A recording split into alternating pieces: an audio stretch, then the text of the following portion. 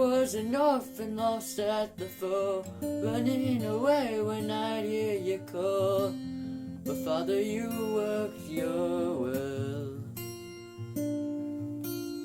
I had no righteousness of my own, I had no right to draw near your throne. But Father, you loved me still. And in love before you laid the world's foundation, you predestined to adopt me as your own. Oh, you have raised me up so high above my station. I'm a child of God by grace and grace alone. You left your home to seek out the lost. You knew the great and terrible cost. But Jesus, your face was sad. I worked my fingers down to the bone, but nothing I did could ever atone. But Jesus, you paid my debt, and by your blood I have redemption and salvation. Lord, you died that I might reap what you have sown, and you rose that I might be a new creation. I am born again by grace and grace alone. I was in darkness all of my life, I never knew the day from the night. But Spirit, you made me see. I swore I knew the way on my own, a head full of rocks, a heart made of stone. But Spirit, you moved in me, and at my church, sleeping Spirit was awakened. On my darkened heart, the light of Christ has shone. Caught into a kingdom that cannot be shaken. Heaven citizen by grace and grace alone. So I'll stand in faith by grace and grace alone. Oh, I will run the race by grace and grace alone. Oh, I will slay my sin by grace and grace alone. Oh, I will reach the end by grace and grace alone.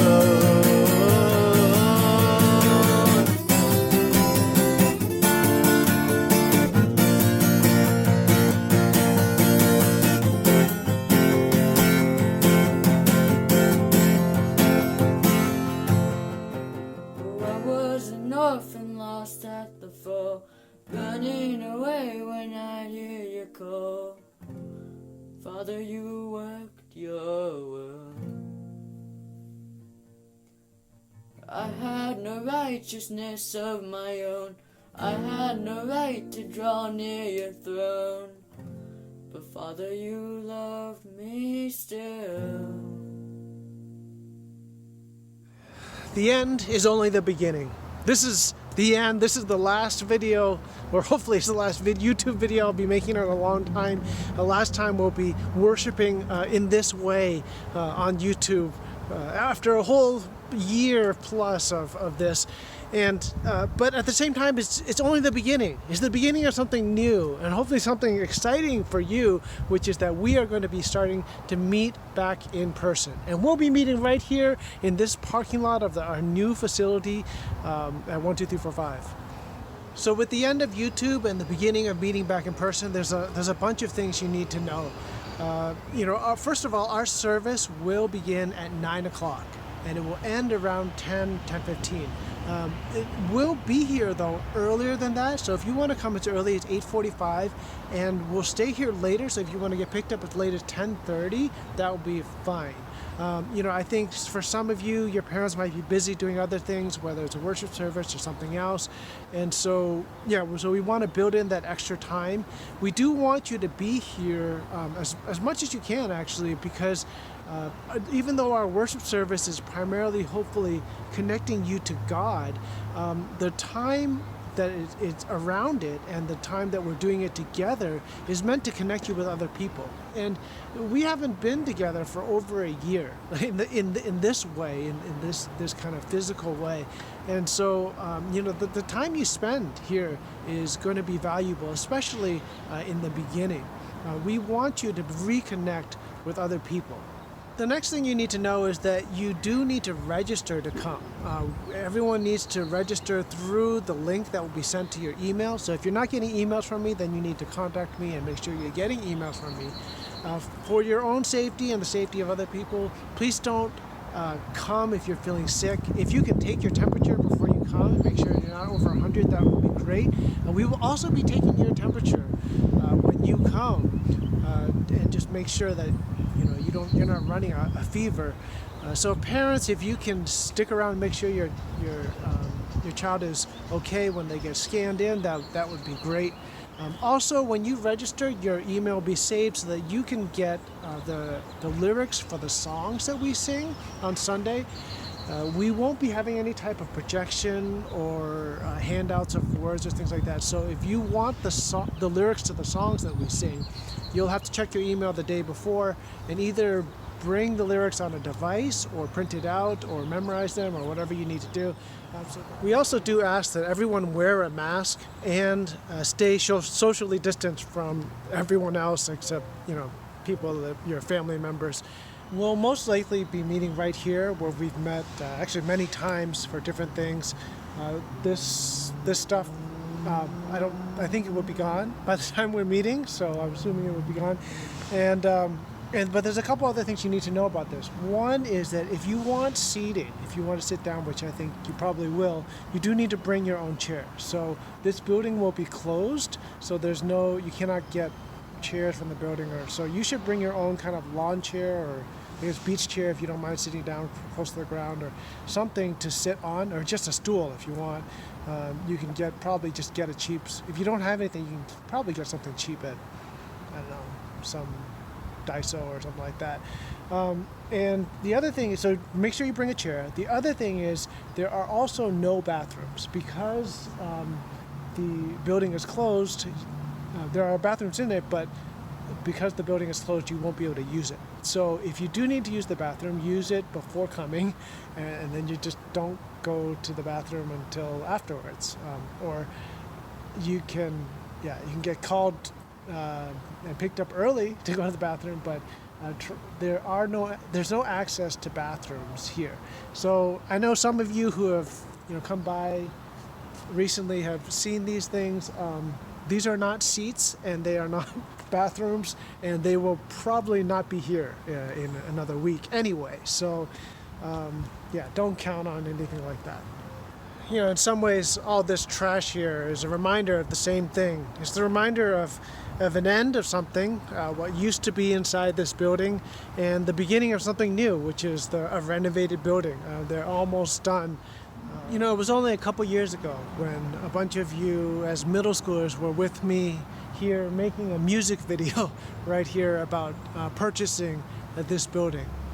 And we waited in anticipation for that, and finally the church did buy it, and it was exciting. It was something that we hoped for that actually did happen.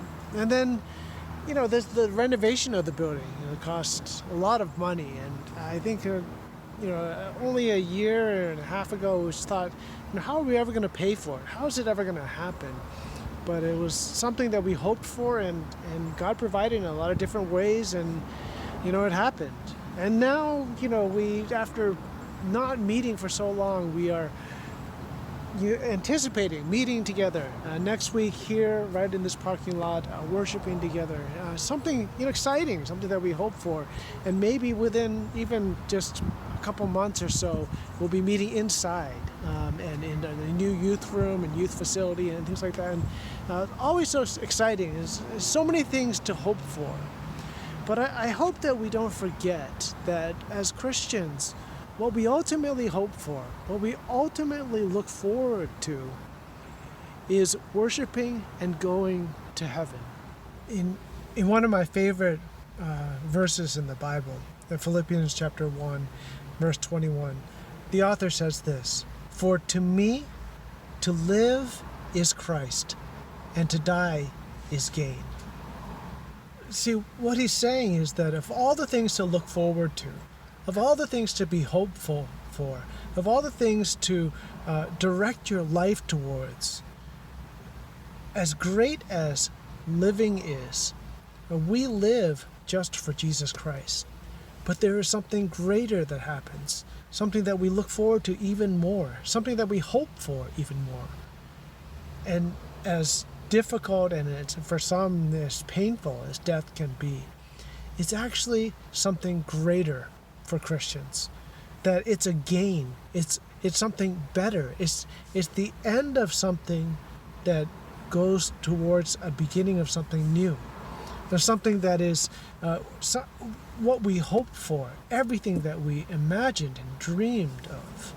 You can even say, as Christians, we're kind of torn between the two. On the one hand, we are ready to move on from this life and be with God and be with Jesus Christ. But on the other hand, we know that if we're still alive here, that God calls us to do certain things. God calls us to his work. God calls us for his kingdom in this world. And so we're torn between the two, but we're obedient to wherever God might call us. This is the end of YouTube and the beginning of meeting back in person. And I don't know, of all the other things in life, what it's going to be like. Is it the end of Zoom school?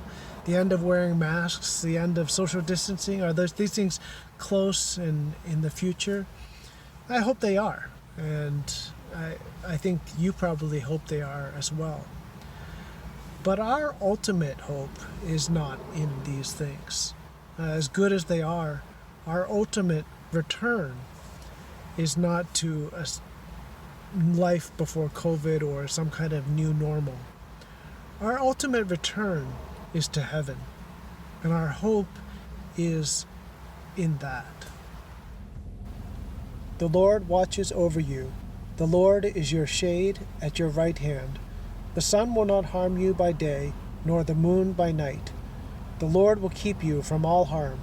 He will watch over your life. The Lord will watch over your coming and going, both now and forevermore. Amen.